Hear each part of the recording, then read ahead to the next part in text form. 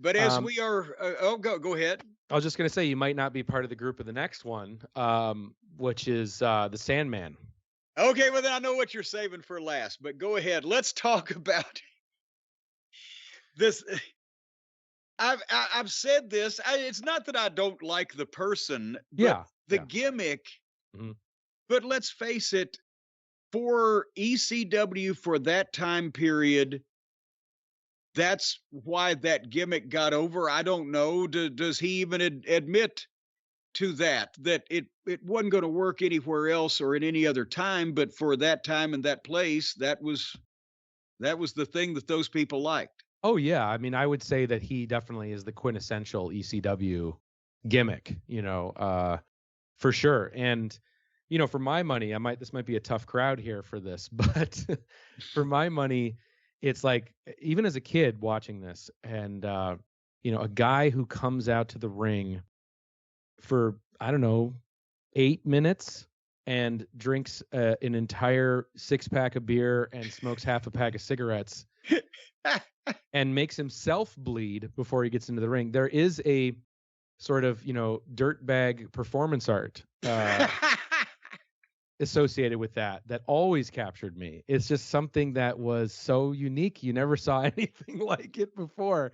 And I have to say the low budget camera equipment of the ECW, the kind of grittiness, the texture that it gave it just all worked, for me. And so I would be dishonest if I didn't say that I wanted to do this because I was a fan as a kid. I was a fan of the Sandman as a kid, and we did work with him on the New Jack episode and had a great time with him, and just thought it would be interesting because we know he's been through a lot of crazy, he has a lot of crazy near-death experiences and wild stories battling addiction and violence in the ring and things and so on and so forth. So when we got to talking to him about it, it really seemed like this would be pretty compelling to do.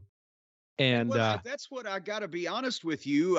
yeah, I wasn't a regular viewer of ECW, but I've probably seen all of the in-ring highlights of Sandman's stint there, but I don't know that. How does he fit the dark side, or is it now the new lighter side of the dark?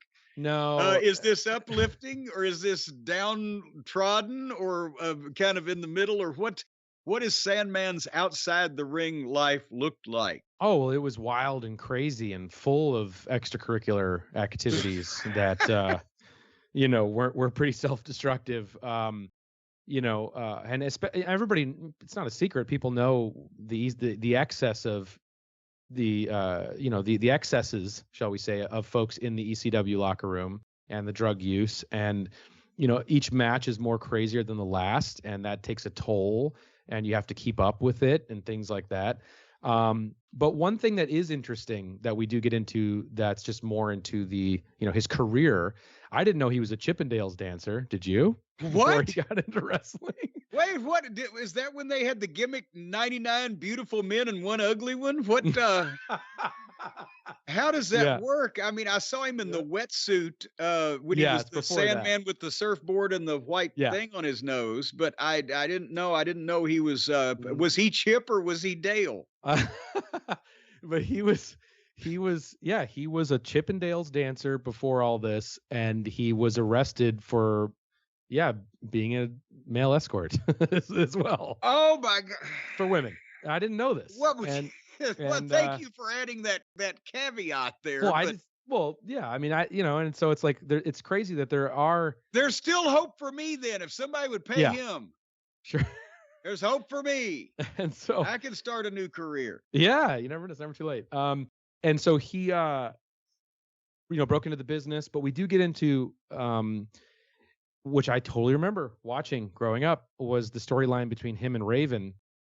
And something that we really like to examine on the show is the blurred lines aspect of, kayfabe and all that stuff. And it's crazy that the Sandman got his entire family involved in the storyline. Back in the mid 90s, you had his wife became a character on screen, and his son, She was the former Peaches. That's Is right. that correct? Yes. Yeah, that's right. And she's involved in the storyline. And then his son, who is like, I don't know, 9 years old, becomes the Manson family disciple of Raven. And they had to like keep up appearances and travel in separate cars and like pull off this whole elaborate storyline that like you're bringing your whole family into this crazy rock and roll lifestyle of wrestling. And so it's really interesting to hear their perspective, of like, how's this, their relationship now? It's definitely fraught, and that's a part of what we get into. That's never happened before. Bring your wife and family into wrestling and everything's not sunshine, lollipops, rainbows, and waterfalls? No. I mean, imagine being a 9-year-old kid and you're traveling to the next town. Oh, we got to wake up the kid, and Raven wants to shoot a promo at 3 a.m. in a playground with the kid, and we got to do it, and it's wild. It's wild. I mean, yeah. So it's another roller coaster episode for sure. So